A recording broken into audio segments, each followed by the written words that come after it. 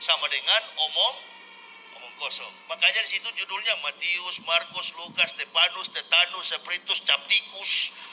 Bible Kristen fiksi, Bible Kristen itu palsu. Lapor. Memang begini, fakta ilmiah. Kembali lagi di channel Kabar Baik. Pemirsa, dimanapun Anda berada, saya berharap Anda tetap dalam keadaan sehat dan tetap dalam pertolongan Tuhan.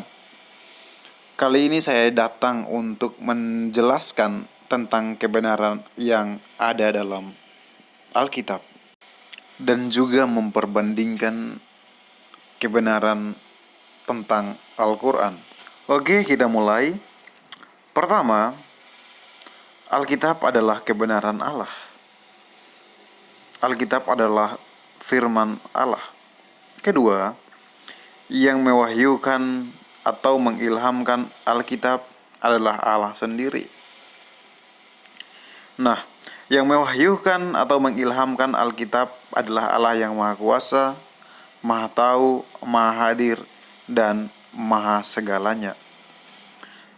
Karena Alkitab atau melalui Alkitab, manusia tahu semua yang ada di dunia ini dijadikan oleh Allah yang Maha Kuasa. Melalui Alkitab, manusia tahu bahwa Allah adalah inisiator dari semua yang ada di dunia ini. Selanjutnya, Alkitab memberitahu kita bahwa manusia yang pertama adalah Adam dan Hawa diciptakan serupa dan segambar dengan Allah. Dan kita semua saat ini adalah keturunan dari Adam dan Hawa. Selanjutnya, dalam Alkitab, Allah mengatakan bahwa Dia akan menjaga firman-Nya. Oleh karena itu, firman-Nya tidak pernah hilang dan firman-Nya tidak pernah berubah. Sebab Dia Allah yang hidup, yang menjaga firman-Nya. Nah, sekarang kita masuk dalam Al-Quran. Pertama, Al-Quran diwahyukan oleh Allah, diturunkan langsung kepada Nabi Muhammad. Kedua, katanya Al-Quran adalah wahyu Allah yang Maha Kuasa. Tapi Allah yang Maha Kuasa itu tidak pernah menyingkapkan dirinya satu kali pun dalam Al-Quran. Bahkan untuk mewahyukan Al-Quran pun, Allah yang Maha Kuasa itu tidak bisa langsung kasih kepada Muhammad, melainkan dia harus menggunakan malaikat atau pengantara seperti itu. Ketiga, Al-Quran sebagai kitab penyempurna. Tapi sampai sekarang kita tidak tahu apa sih sebenarnya yang disempurnakan oleh Al-Quran itu sendiri.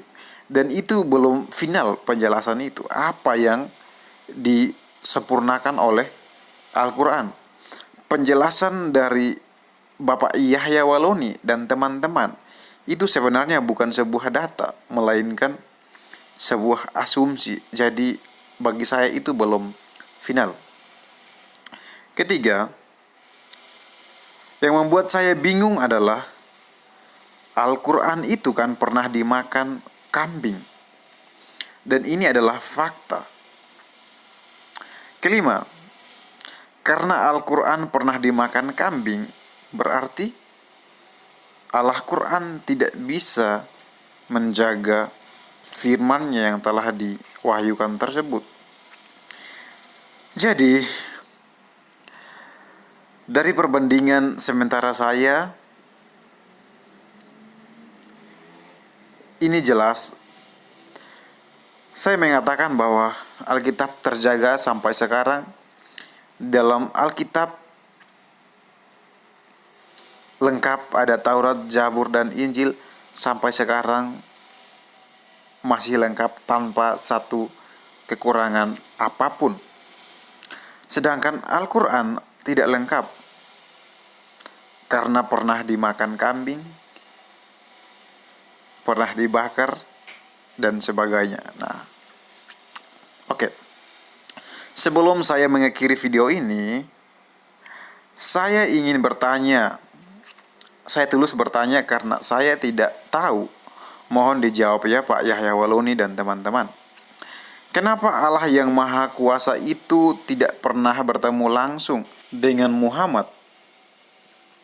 Kedua, jika Al-Quran adalah kitab penyempurna, apa sih sebenarnya yang disempurnakan? Mohon dijelaskan secara detail biar saya tahu apa yang disempurnakan dari Taurat, Zabur, dan juga Injil yang saya pegang sampai saat ini. Ketiga,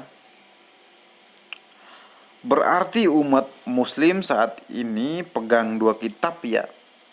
Karena sebelum Quran ada Taurat, Zabur, dan Injil. Itu kan sudah pasti. Jangan bilang ya Pak, kalau Taurat, Zabur, Injil itu sudah tidak ada lagi.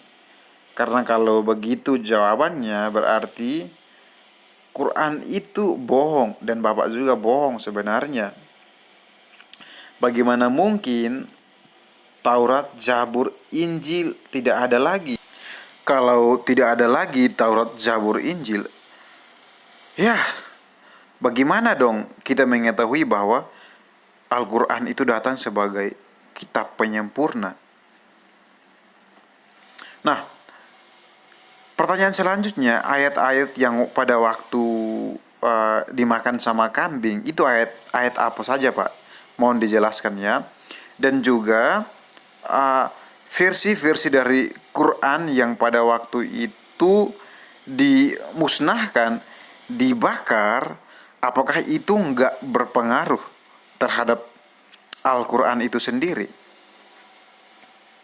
Jadi mohon dijelaskan Bapak, karena memang saya belum paham. Tapi kalau Bapak jelaskan, sertakan bukti-buktinya ya, biar saya percaya kalau Al-Quran itu adalah firman Allah. Terima kasih Pak ya. Oke pemirsa, sekian penjelasan saya tentang kebenaran Alkitab dan Al-Quran. Semoga ini menolong kita untuk lebih memahami lagi ke depan. Tuhan Yesus memberkati. Amin.